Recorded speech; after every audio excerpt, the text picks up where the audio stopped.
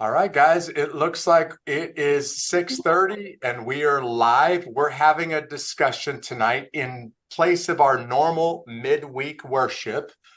Most people don't watch our midweek worship broadcasts live. Most of you tune in at some other point. But tonight we're doing a live broadcast, and I've invited two guys to answer questions about Israel.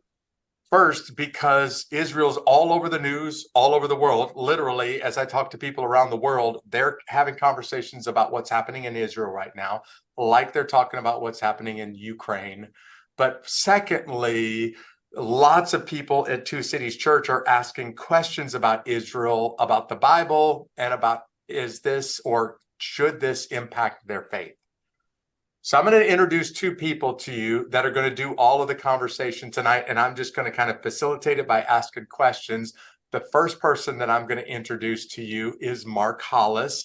Mark is one of the families that helped start Two Cities Church. He is a retired infantry officer in the United States Army, and Mark has a unique perspective about the military situation in Israel, because the United States government sent Mark and his family to Israel to spend some time there and to study this. So, Mark, would you introduce yourself and tell everybody your official capacity when you were in Israel on behalf of the United States Army? Will do.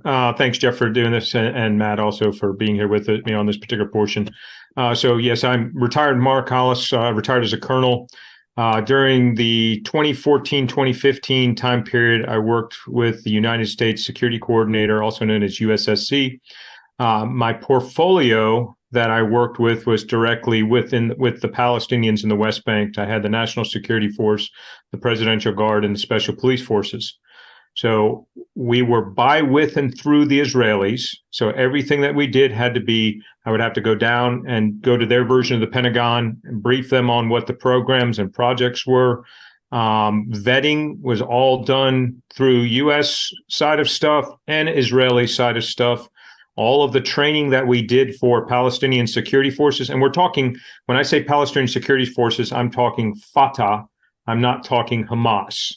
There's very different distinctions, and there's sub-elements in there. Just like when you say the American political sphere, there's all sorts of different elements within the American political sphere. We were working with a group of Palestinians known as Fatah. Used to be the former PLO. Yes, in the 70s, they were knocking down aircrafts and taking, hostages and everything else. But they changed their ways, and they've chosen a different path. That is working with the Israelis to provide security in the West Bank, and they work very well with them. Our metric for success beforehand, the Israelis, I think, used to have 5 brigades that were dedicated to the West Bank just for security purposes. Now they're down to just 1. Well, right now I don't know what they may have ramped it up with what's going on, but when I was there, they were just with 1, and they were working very well with the Israelis, providing security, sharing intelligence back and forth. Who were folks that came in, foreign actors, Fatah or Hamas elements that were causing problems, and then there was discussions within the security forces. Hey, do you want us to service this target? No, we'll service this target, and being able to share intelligence. So there was a lot of stuff going on. Palestinians working directly with Israelis in the West Bank. And taking care of things over there. I did that for 1 year. And Jeff's right, I did bring my family over there for a short period of time just to experience it. So for the group that's watching this broadcast live tonight, Mark has a unique perspective and actually has some insights that even, a lot of people that have some official connection to the Israeli government don't have. And because a lot of the Gaza Strip and West Bank are in the news and being reported, Mark has a unique perspective here. Yeah. Matt Davis is very familiar with our church. He has actually been helping our church refine our language, and Matt and I have really hit it off.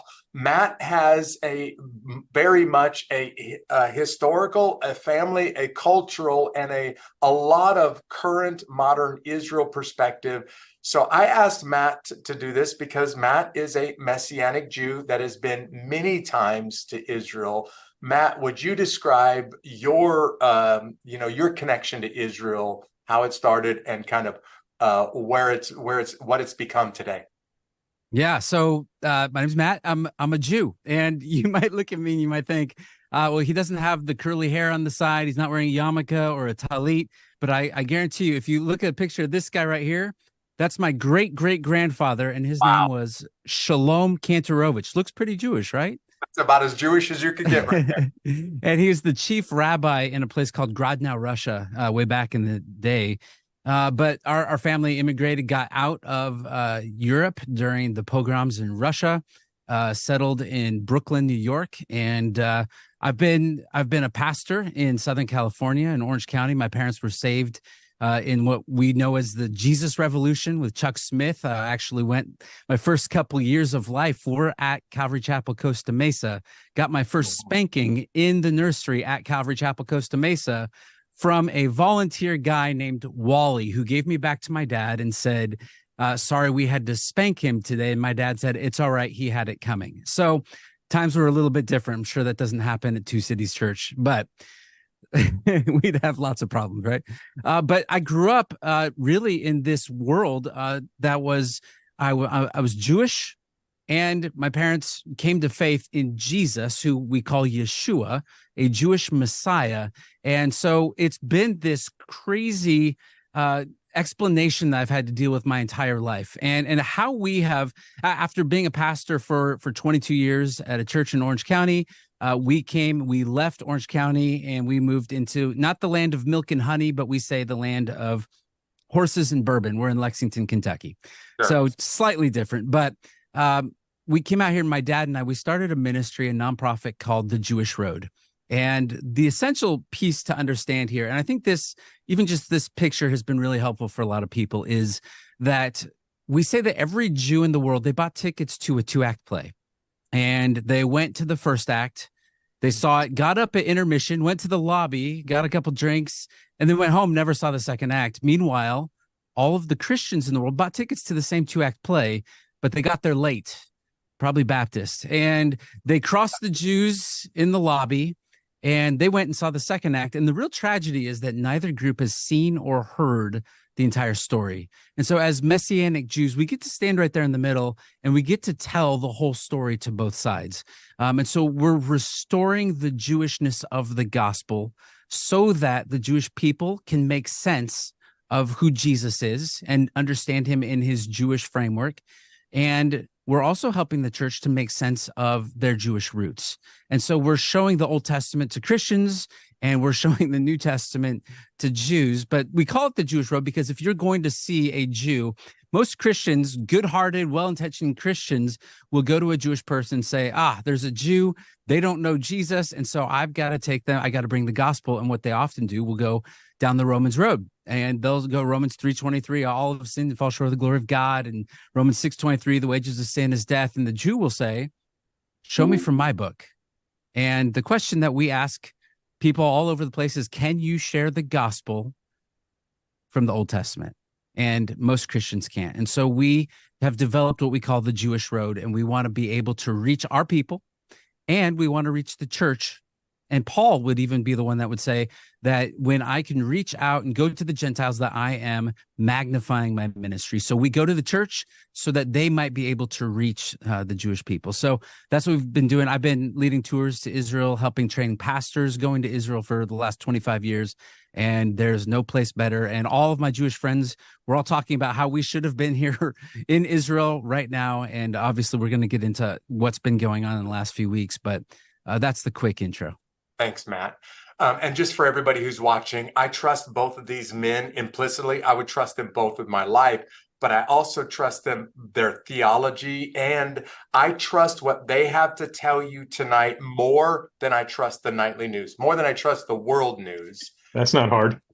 Now what we're going to do is get into some of your questions, and we gave you the opportunity to submit some questions. They basically fall into one of two categories. I'm going to send the military political questions towards Mark because of his background. I'm going to send some of the biblical, some of the cultural questions towards Matt because of his background. So we're going to start off with Matt.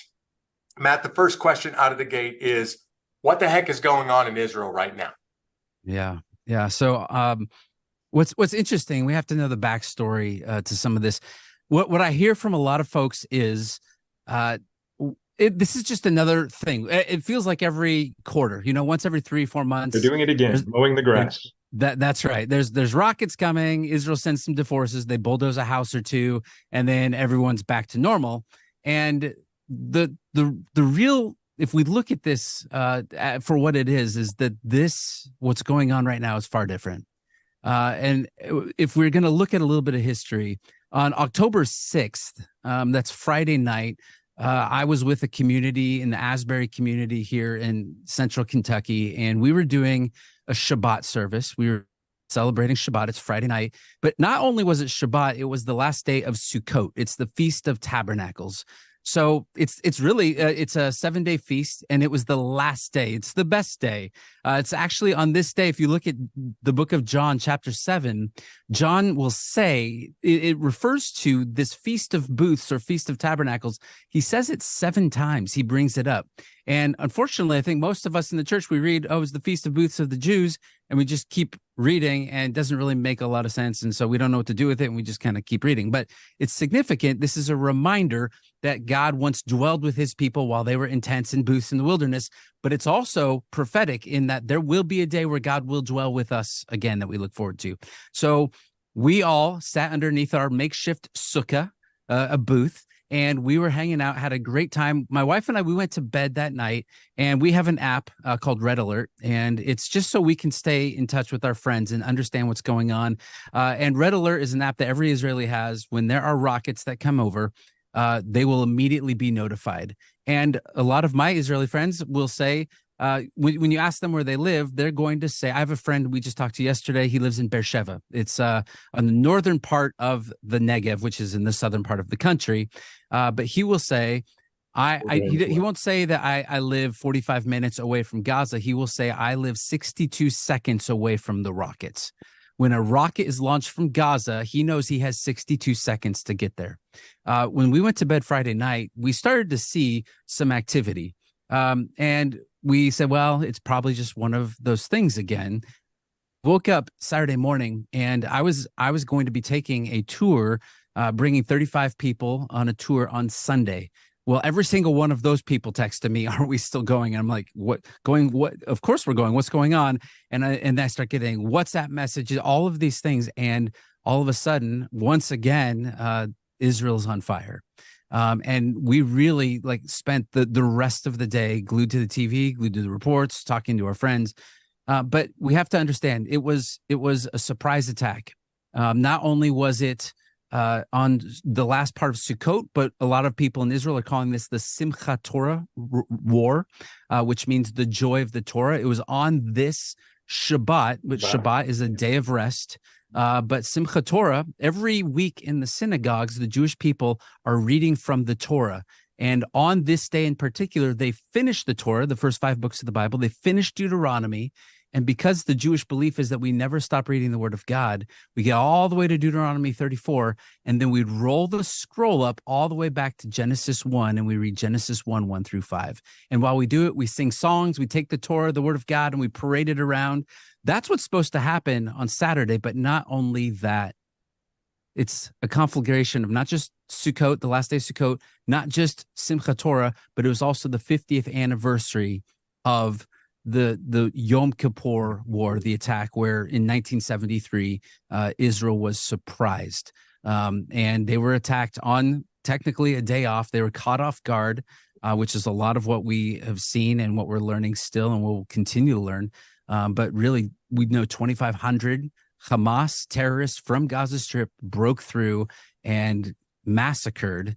And you've seen the reports, you've heard all the stuff, massacred what we know is 1,400 Israelis, and currently there's something around 240 hostages made up of not just Israelis, but we have Americans over there. There are 50 people from Thailand. There's French, all kinds of people, and not just Jews that were killed in those numbers, but also Arabs who live in Israel. So this is a much bigger, this is not just a few rockets coming over and Israel's going to have a quick response. And Matt, you mind if I add something on that one? No, please. Because I was there in 14-15 when Protective Edge was going on. And I would say the biggest difference is just the level of brutality. And I call, as a soldier, we're supposed to safeguard innocence. Yep. And you saw the aspect of a complete attack on innocence and just grotesque brutality on innocence. And there's no excuse on that particular one from any side. I don't care whether, it's U.S. side, Israeli side, Arab side, whatever side. We're supposed to be protecting innocence. And the fact that they targeted innocent people is really where it was very different to me than any other conflict I've seen innocent attacked in other conflicts, but just the scale and the filming of it and the evil. I don't think there's any other better way to save it. The evil that was being committed by those individuals in Hamas is just, I just haven't seen that level of grotesque brutality in a long time. And Mark, since you're on this, the next couple of questions you're already rolling right into for us. So the next two questions are coming your way. The first question is, what are the goal of these attacks? And the second question naturally goes along with it. Who are the good guys in this whole thing? There's a lot of shades of gray, and it depends upon where you start and stop history, depending upon what you're considering as a good or bad guy associated with this. I've literally had IDF, my boss had an IDF guy go, and he's pulling out the Old Testament and goes, look, Abraham bought this land. This is our land. We can do whatever we want with it and stuff. And that's where he starts and stops his history on that particular portion. And then you have other folks that will be going with the aspect of, we just want to destroy the Jews, and we're going to do anything in our power to do that.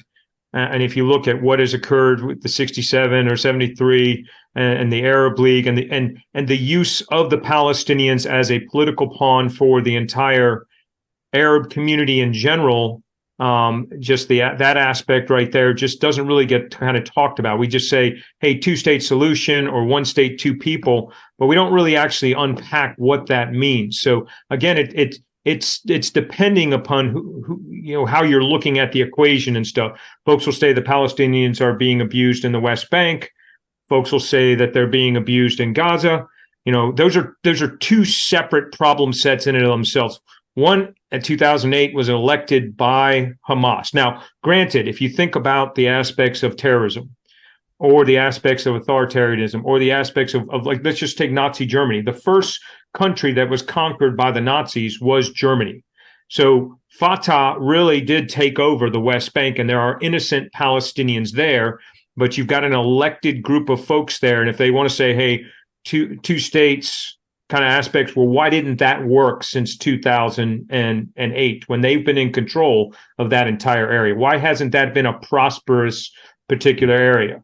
The reality is it hasn't, because of the aspect of other influences in there. Turkey, Iran, Saudi Arabia, Iraq, not so much Iraq. I don't think there's much in there still anymore. But the aspects of a Sunni Shia split within the Arab portion, additional fighting with, again, that particular portion on how they view Islam and whether Muhammad has returned or not returned, and other aspects of things there that are going on. But now you have the enemy of the enemy as my friend, and that particular portion is removed. And now the actual Sunni Shia portion is kind of pulled away, and you've got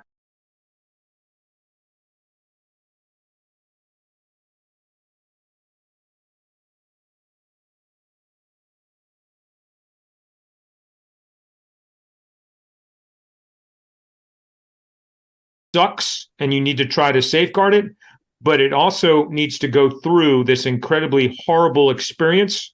There is no, I don't know of any way to not do it, in which you're going to have innocence that's going to be caught up in it at some point in time.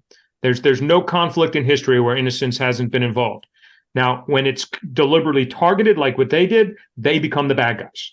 And the moral right of what their cause is or might be aspect of argued and stuff becomes irrelevant because of the aspect of the level of brutality that did. You can then unpack it if you want to and go back to the aspect of, hey, it's occupied land, there's settlements in there, all these other kinds of things, especially in the West Bank, But it becomes irrelevant when you have that level of brutality and that level of just atrocities that are occurring. Because, I mean, think about it from an American perspective. If you want to take a military piece, imagine if Tijuana decided to send rockets into San Diego and then send a force across that's going and murdering, raping, pillaging, filming, putting this all out there.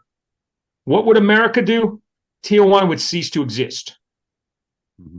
We would go in there and we would clean house. We would do exactly, and we wouldn't give a crap what the rest of the world says to us.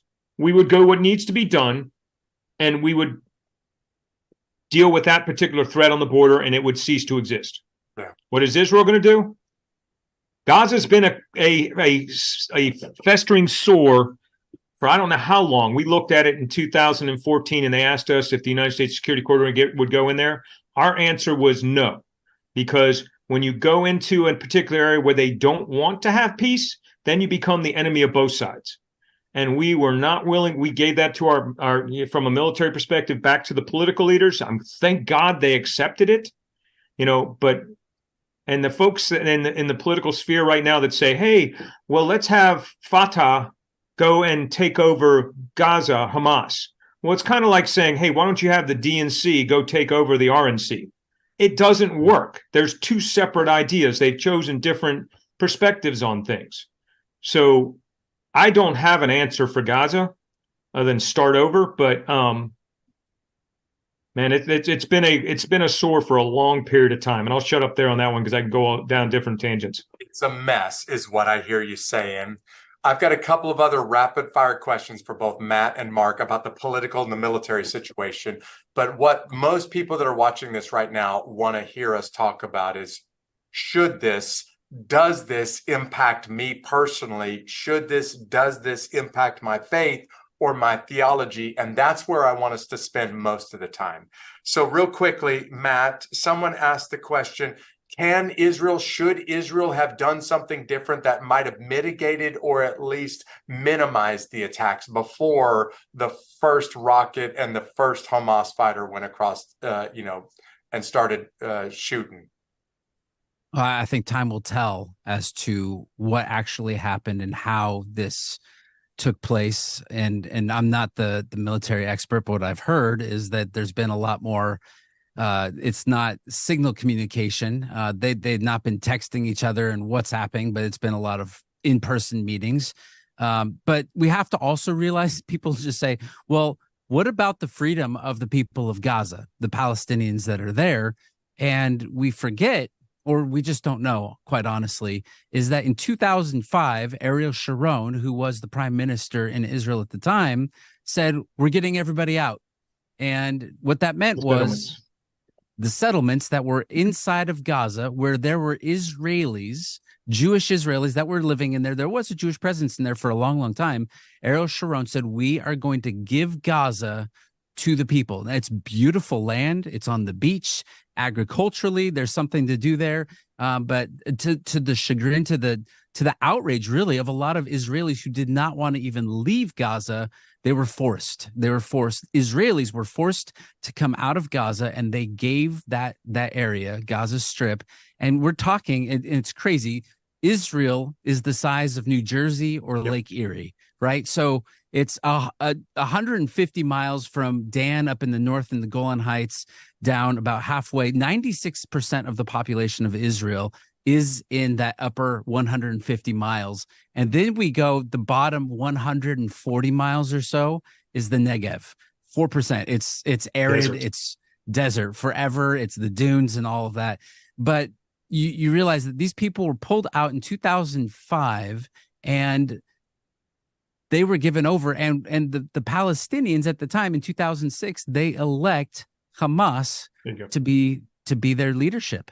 And at first, this was progressive, but we also have to remember, if I could remember the question, is what could Israel have done? Well, Israel, to their own demise, is willing to give away land for peace. Well, there's some who don't, and we also have to realize Israel is just as divided as the United States is. So to understand, even just politically, they've had 5 elections. It's a parliamentary system. It's a mess. And Netanyahu, He is a bulldog when it comes to military and holding the line, and he's probably also very corrupt. So there's lots of stuff that will get sorted out with all of that. But Gaza had a chance. Gaza had a chance to be able to take that land and to do something with it. So even though Israel is this small place, the size of New Jersey, Gaza is much smaller. Look at it on a map, and you'll see it's 25 miles north to south and 3 to 7 miles east to west. 2 million people, highly, highly densely populated. But you also, per capita, have one of the largest population gatherings of millionaires, 107 millionaires just right there in that northern Gaza area. And that's when you see a lot of the aerial bombing that's taking place, that's what they're targeting. And what we see is this humanitarian aid and millions and billions of dollars coming, not just from the United States, from the European Union, but also from Iran. All of that money that's coming in is not going for the people. It's going to destroy Israel. Yeah. So should Ariel Sharon have ever given that land up? You'll have a split decision on that. But we've not taken our enemies very seriously. There's been a problem. All right, I'm going to answer the next question really quickly because the next question is really not so much about Israel, but about the United States. Someone asked, why do so many left-wing people in the United States support Palestine and so many right-wing people in the United States seem to support Israel? And I don't think you can make that distinction. I do think that there are people that are ideologically aligned with one other than the other. And I do think a lot of it comes from people's religious or their cultural backgrounds. That's all I'm going to say about that, because we need to spend time on some more important questions. This one is for both Matt and Mark. And this question is, why does it seem like, and I don't think this is necessarily accurate, but I want to read the question the way that it was worded.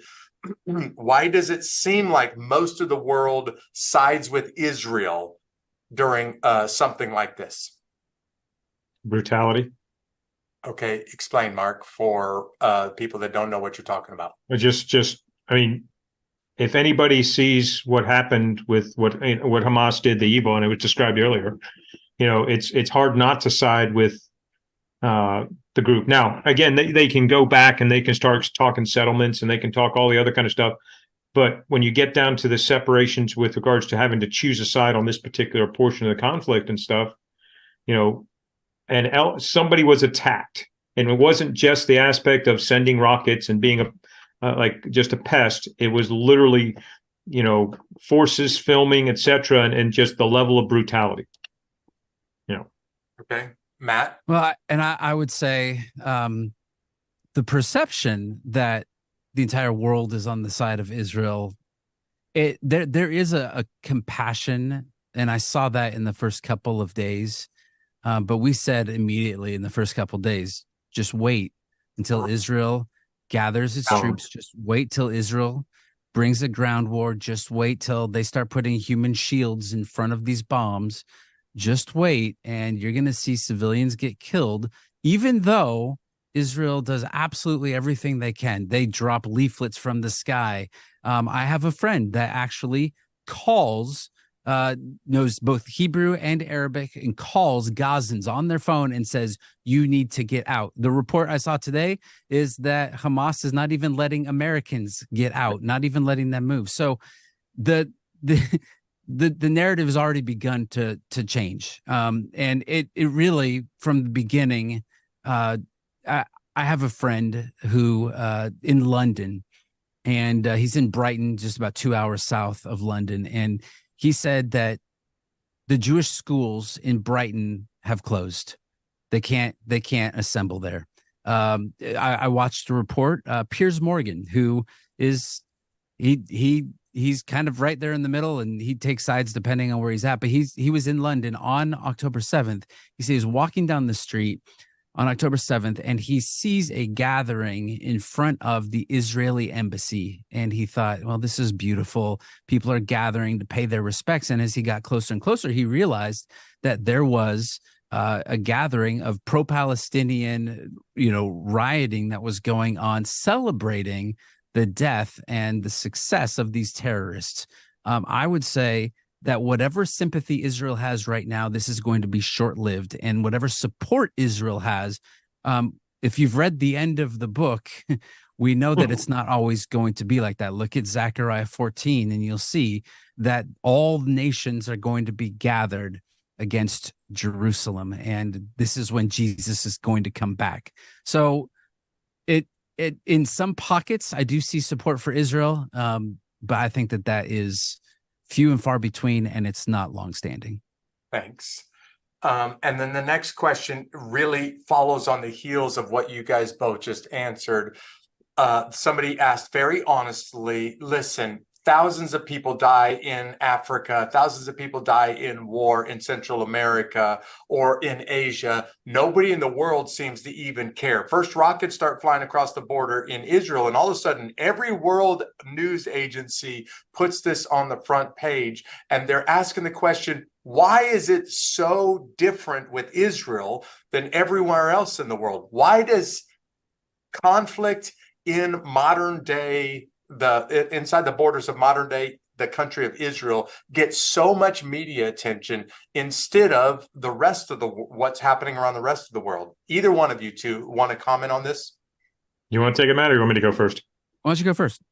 My personal opinion is this country was founded under Judeo-Christian rules and values, and then Israel was, after World War II, reset after the horrific experiences that occurred during World War II. And there's a lot of sympathy from that particular perspective there, but there's a lot of American connections there with folks. If you've ever been there, you realize most of the folks in Israel are dual citizens, and a lot of them are American dual citizenship. So there's just a lot of just connective tissue back and forth with regards to things going on there.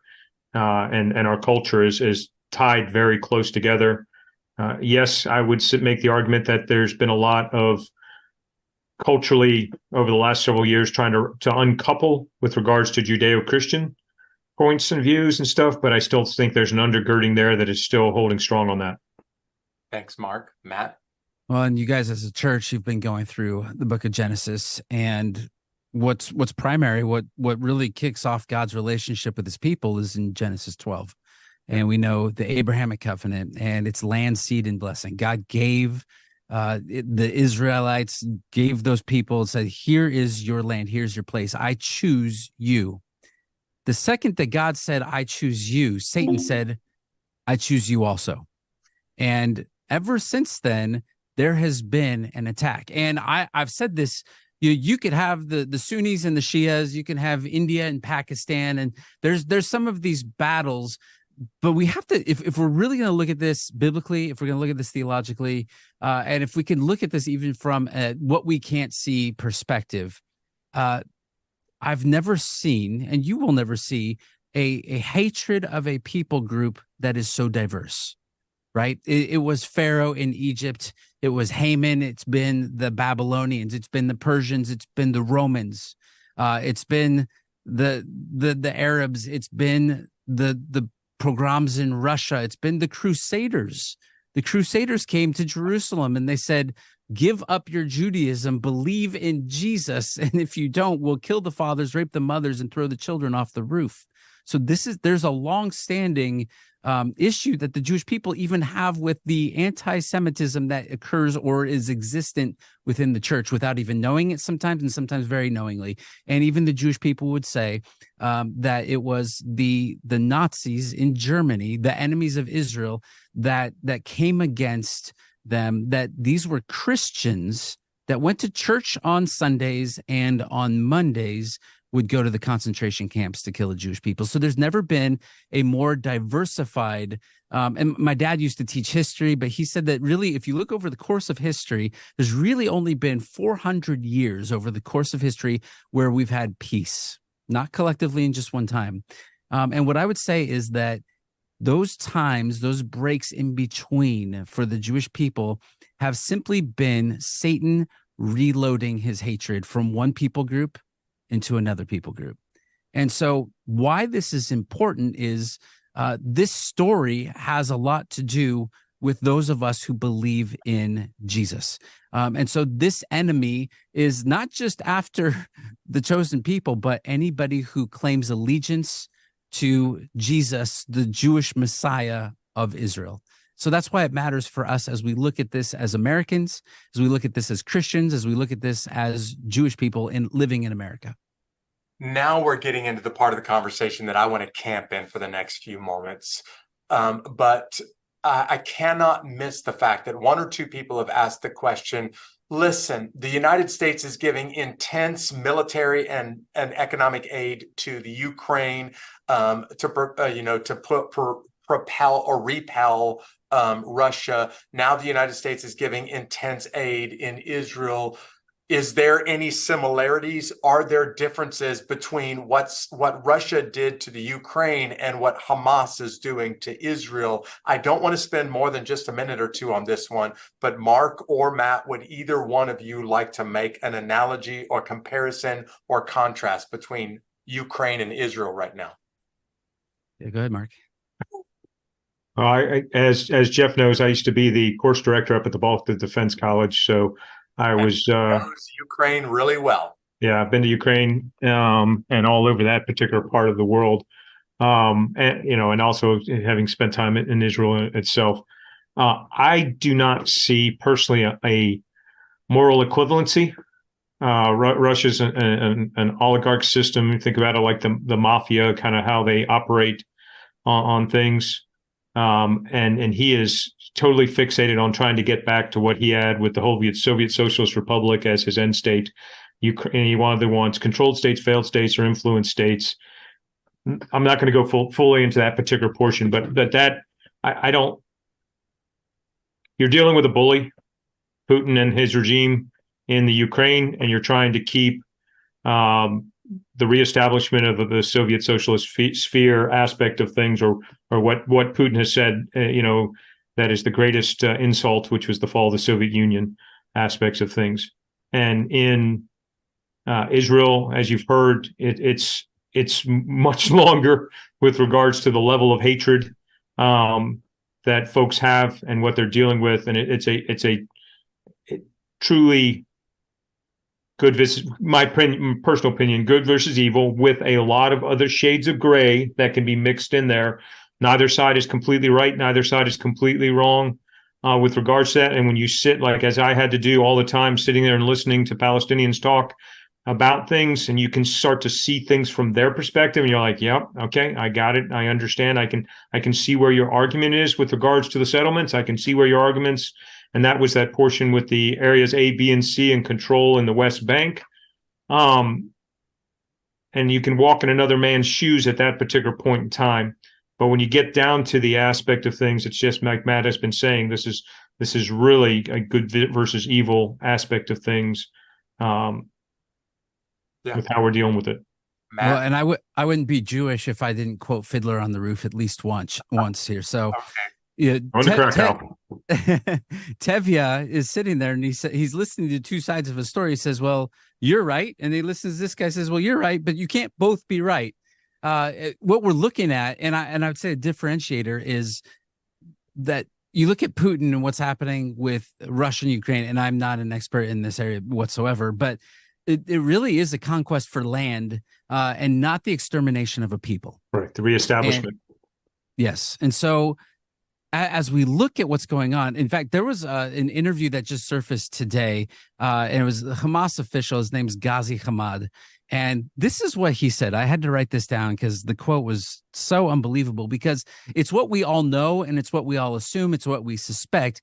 But evil is not hiding anymore. Evil is right there out in the open. And this is what he said. He said, this is a Hamas official, a Hamas leader who is just chilling in Qatar right now. He said, Israel is a country that has no place on our land, right? And so Muslims would say that anytime they've ever had any land, if anytime you've taken that land, it's their land still, and they will get it back from the infidels. Israel is a country that has no place on our land. We must remove that country because it constitutes a security, military, and political catastrophe, Nakba, to the Arab and Islamic nation, and we must they must be finished. We are not ashamed to say this with full force. And he says, we must teach Israel a lesson, and we will do this again and again. The Al-Aqsa flood is just the first time, and there will be a second and a third and a fourth, because we have the determination, the resolve, and the capabilities to fight. Will we have a price to pay? Yes. Are we ready to pay it? We are called a nation of martyrs, and we are proud to sacrifice martyrs. We are the victims of the occupation, period. Therefore, nobody should blame us for the things we do on October 7th, on October 10th, on October 1 millionth. Everything we do is justified. This is not a conquest for more land. This is not territorial. And what I see all over the place, and even here in beautiful little Lexington, we have pro-Palestinian rallies holding up signs, and they are saying, from the river to the sea, Palestine will be free. They're talking about the Jordan River, which is the easternmost boundary of Israel, to the Mediterranean, which is the westernmost. They're saying that this land will be conquered. And the question is, well, what about the Jewish people? And you look at the Quran, you look at what they're shooting for, and they're really trying to knock the Jewish people out of existence. Hitler tried to do that 80 years ago, killed 2/3 of European Jewry. We're finally just back to 15 million people, Jews in the world, which is what we were at 80 years ago when we had World War II. And folks, I don't know if they realize when they talk about, even if they were trying to do it with just the West Bank and Gaza, and they had said, oh, we'll have that strip as a connector. Well, the West Bank, we won't even get into the aspect of the settlements in Area A, B, and C, and the amount of Jews that are already living in there, and to the victors go the spoils reality after any conflict, which now you're saying, well, we're not going to do that with the Israelis on that particular portion. But the Palestinians are really a tool of all of the other states around it. If you go to any other Jordan or Lebanon, etc., the refugees there are constantly refugees for the fourth, fifth, sixth generations. They don't become citizens of those particular countries because of an agreement with the Arab League through the UN with the refugee programs in and of themselves. So if they said, all right, now we're going to have, two states aspects, or one state, two solutions, let's just take the one state, two people. Well, then all of those people would return, and Israel would fail to be a Jewish state at that particular point in time, and they would have that particular portion will never be accepted by the Jewish state itself. Same thing with regards to, giving them their own land. Well, the West Bank, there's nothing really there that is able to be grown. There's no real water. I mean, the Jordan River is tapped off realistically up by the Sea of Galilee by both Jordan and Israel to feed the crops out there. You can walk across the Jordan River down by Jericho and not get your ankles wet. There's not a lot of, and it's going into a Dead Sea. So it's not like the environmentalists are really worried about the Dead Sea because it's dead. So there's no real water there to support an element. So now you're going to move all these people back to a particular area, which have no food, no water, no means of things, and then just become a big festering thing on the borders of Israel, which you've already seen what happened when they removed the settlements in 2005 and gave the land. So you think a two-state solution would work when the other side still wants to kill you? I just don't see it. It's the diametric opposing there. The other piece, and folks don't realize this, because again, I was dealing with, and the folks in the West Bank used to call themselves kind of like the country folks, and the folks in Gaza, the city folks. Well, think about it in America. Do country folks and city folks really get along that well? No, there are a lot of times there's tension between the two. Folks want certain things, the other folks don't. When the folks from Gaza would periodically come over to the West Bank, the security forces would watch them because they'd be stealing stuff and what have you. So there was additional problem that the security forces would have when that particular piece happened. So there's different ideas of how to get along and how to do it. It's not just one Palestinian group, and it's not just one element messing with these folks. All of the other nations around there have their own tentacles in this, and it's very convoluted and very confusing. We've got thanks, Mark. We've got about 14 minutes left, and I'm going to turn the remaining time over to Matt. But before we do that, People are repeatedly asking the question, why should I care what's happening in Ukraine right now? Why should I care? And in the United States, they're asking, and why should we be involved? Why should we give military aid? Why should we give money to the Ukraine or to Israel right now? And I just want to try to very quickly answer that question. When one sovereign country, Russia, invades another sovereign country, the Ukraine, every country in the world should care, because if the world doesn't stand up and do anything about it, then there's nothing stopping one sovereign country from invading the United States tomorrow. Everybody in the world should care about the Ukraine. Why should the world care about Israel?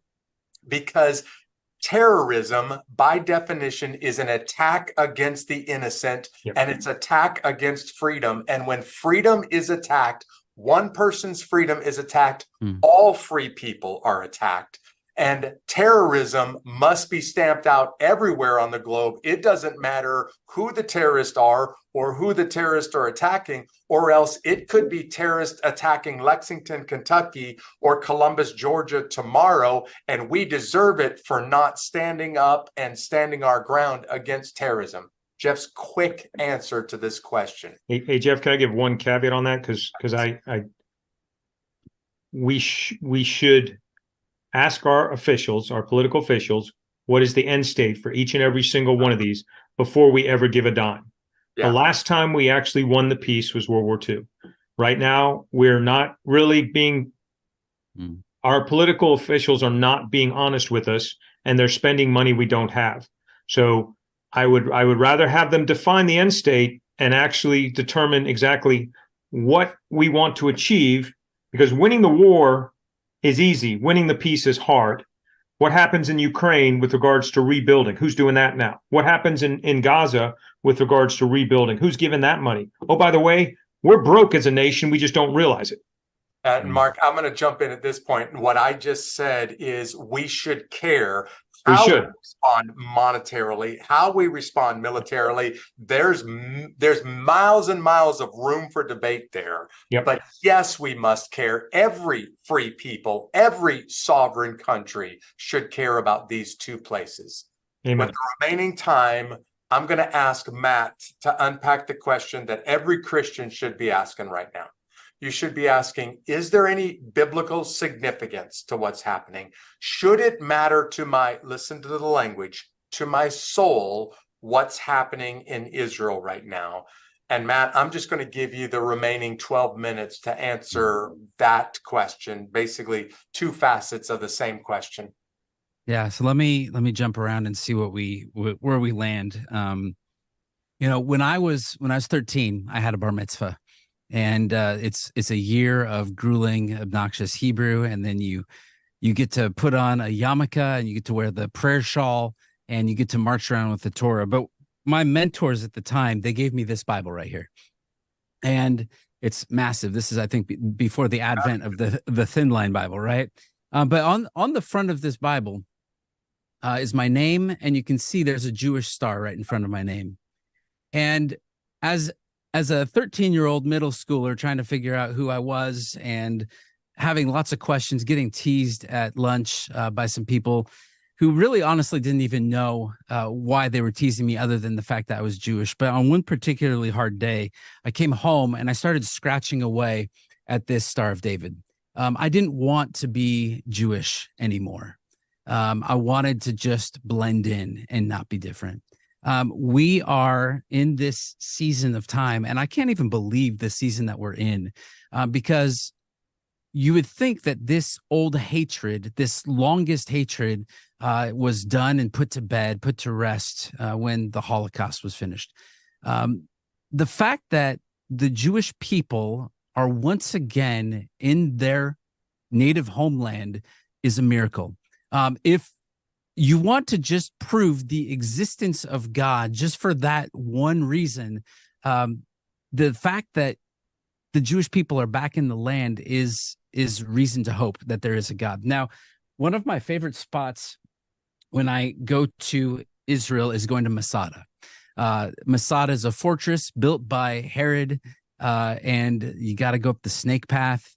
And if you are going to get your beret and part of the IDF, then you march with your big rucksack going from Jerusalem all the way down to the bottom of Masada. It's 55 kilometers, which is a morning jog for Jeff. But they get to the bottom and then they say, all right, well, congratulations, you made it. Now hike up Masada. And they get up to the top. But they tell a story there. And the story is to never forget. To never forget. Israel became a nation in 1948, out of the ashes of the Holocaust. And they go there because they want to remember that God has uniquely placed them and they will never be kicked out. This is the eternal homeland of the Jewish people. Say what you want about Trump. When he moved the embassy to Jerusalem and said, this is the eternal city of the people of Israel in Jerusalem, there were a lot of issues, right? It stirred, which is what he loves to do most. But when they came in to the country and when Ben-Gurion declared that Israel was a nation on May 14th, 1948, immediately the next day, they began the war for their independence. They were attacked by 6 different countries on every side. They didn't have an army. They had nothing. They were piecing things together. And once again, this miracle-working God who gets people like Moses and Gideon through their battles, once again delivers his people, and they're there in the homeland.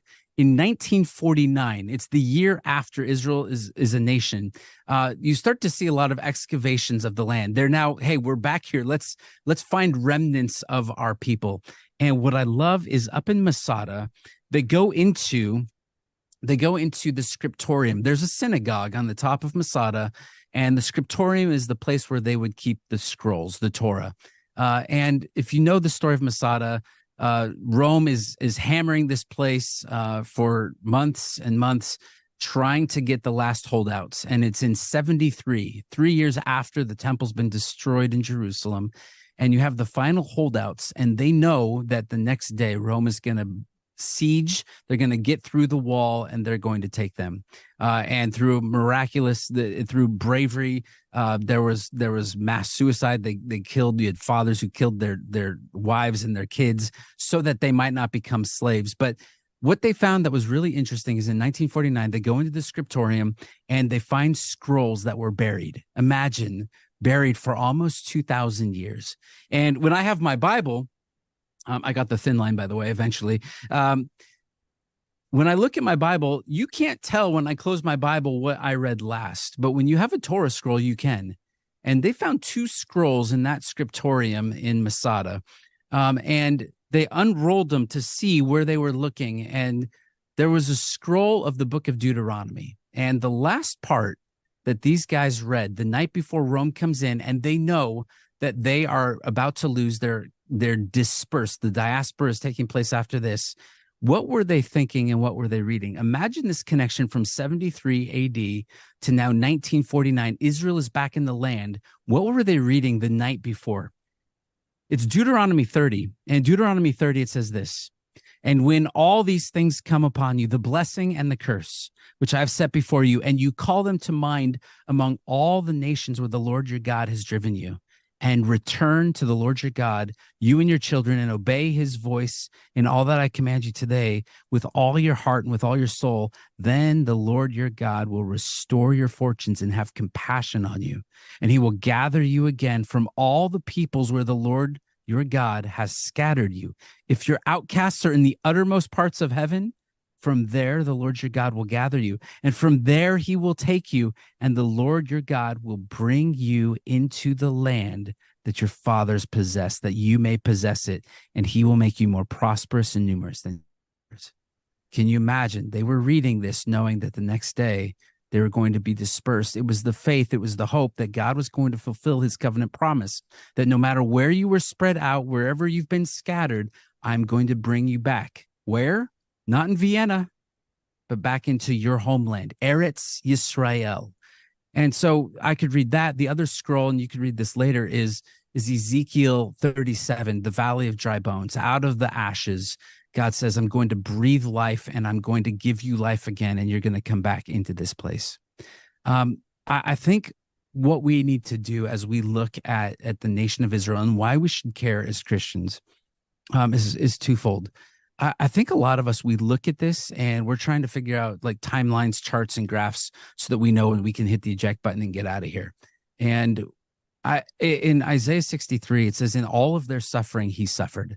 I believe that as God looks at his people and the suffering of his people, that he suffers too, that he weeps for his people. In Isaiah 40, there's this phrase, in the Hebrew, it's Dabu Lev Yerushalayim. Comfort, comfort, O my people, says your God. It says, speak tenderly to Jerusalem and cry to her that her warfare is ended and her iniquity is pardoned. I believe this idea of speaking tenderly, or other translations, it'll say, speak to the heart. That word lev is the heart. Speak to the heart of Yerushalayim, to Jerusalem, that this day will pass. One day it will pass. All these things will come. And at the very end, this is where the church, we need to pay attention. And here's the church's struggle. Eric Metaxas, he wrote a phenomenal book called The Letter to the American Church. And he paints this harrowing picture of the church in Germany during the Holocaust. And you would imagine that these places of worship, these sanctuaries, should be places of love and empathy and solidarity. And instead, these institutions built upon the teachings of a Jewish Messiah, they found themselves in a moral quagmire.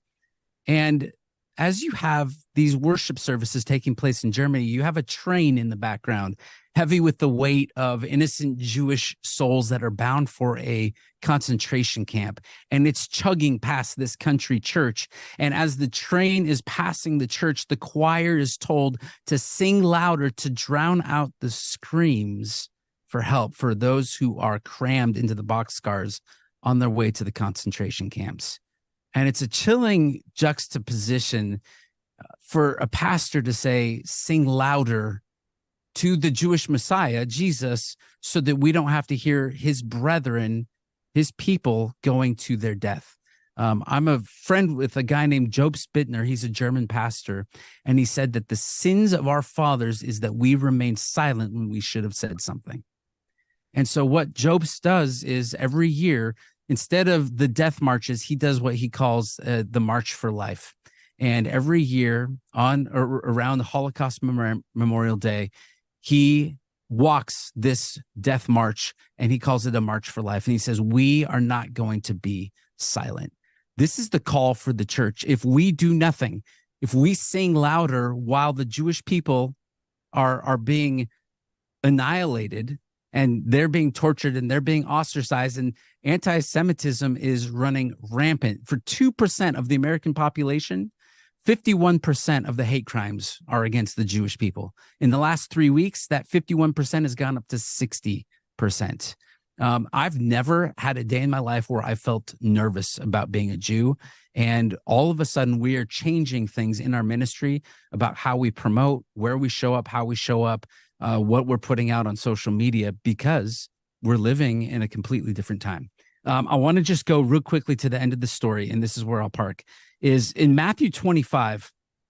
The context for Matthew 25 is Matthew 24, and it's the Olivet Discourse. And we have the disciples, and they're asking, when is this? When will the end of times come? And there's about 1,000 different opinions on that, and we won't get into that. But as he's going through, he says, he's going through these parables, and he says, immediately after the tribulation of those days, the sun will be darkened, the moon will not give its light. He's going through, and then he tells the parable of the fig tree and how no one knows the day or the hour. We have the 10 virgins, but we get to Matthew 25, and in verse 31, this is the scene. No more parables. He's preaching, and he's saying, this is what's going to happen. Matthew 25, verse 31 says, when the Son of Man comes in his glory, and all the angels with him, then he will sit on his glorious throne. The Lion of David, the Lion of Judah, sits on his throne, and before him will be gathered all the nations. And he will separate people one from another as a shepherd separates the sheep from the goats. And he will place the sheep on his right, but the goats on his left. And then the king will say to those on his right, come, You who are blessed by my Father inherit the kingdom prepared for you from the foundation of the world. For I was hungry and you gave me food. I was thirsty and you gave me a drink, and I was a stranger and you welcomed me. I was naked and you clothed me. I was sick and you visited me. I was in prison and you came to me.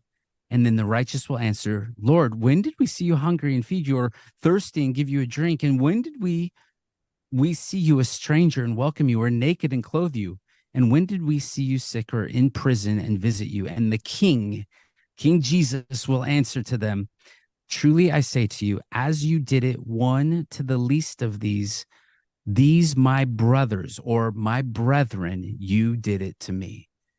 And he says, enter into your inheritance. This is glory. And then he goes to the goats and he says to those on the left, depart from me, you cursed, into the eternal fire prepared for the devil and his angels. This place of eternal gnashing and weeping. He says, this is for you. I was hungry. You gave me no food. I was thirsty. You gave me no drink. I was a stranger and you didn't welcome me. I was naked. You didn't clothe me. Sick and in prison. You did not visit me. And they'll say, Lord, when did all of this happen? And he says, truly I say to you, as you did not do it to the least of these, you did not do it to me. And these will go away to eternal punishment, but the righteous to eternal life. Why this is so important is this phrase. He says, as you did it to one of these, the least of these, my brethren. He's talking about the Jewish people. And where we misinterpret this passage all the time is we say that this is a passage for social justice. Go feed the poor, go be kind to people, go visit people. This is why we have prison ministries. Look, there's lots of great passages in the Bible that talk about doing all of these things. I could give you lots of them, but that is not what this is talking about. This is talking about at the end of days, how did you treat the Jewish people? You, as the church, the Christian church in America, the church all over the world, there will be a day where we will come in the valley of Jehoshaphat, right there between the Temple Mount and the Mount of Olives, and King Jesus will sit on his throne and he will separate the sheep from the goats. And you could say, well, I didn't even know. And he's going to say, no, these are my brethren. If you love Jesus, a Jewish Messiah, then you also have to love his biological family.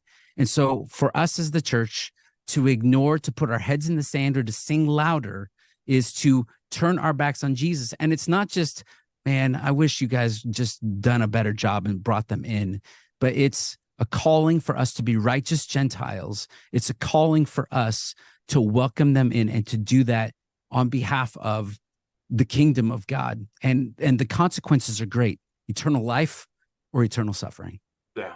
Thank you, Matt.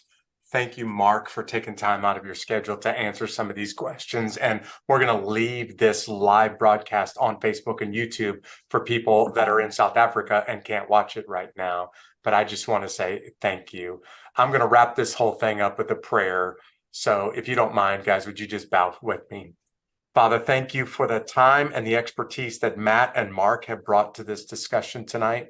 Will you bless them? Will you bless those that have watched this? And will you help your people to care deeply about what's happening in Israel and to your people all over the planet?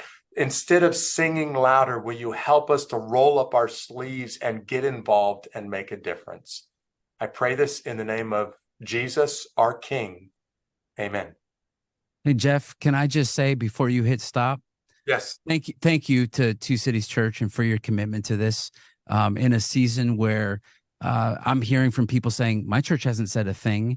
And I think it's oftentimes because of indifference or ignorance. Yeah. And unfortunately, a lot of pastors just don't know and they're not equipped. And I appreciate your humility in stepping forward in doing this. And I just want to pray a blessing, if I could, over Two Cities Church and the ministry you have going there. And I just want to be able to say, Yivarechecha Adonai v'yishmerecha, Ya'er Adonai panavlecha v'chuneka, Yisa Adonai panavlecha v'yasimlecha shalom. May the Lord bless you and keep you. May the Lord make his face to shine upon you and be gracious to you. May the Lord lift up the light of his countenance upon you, and may he give you shalom. May he give you peace. Amen. Amen. Thanks, Matt. Thanks, Mark. Thanks, everybody, for joining us.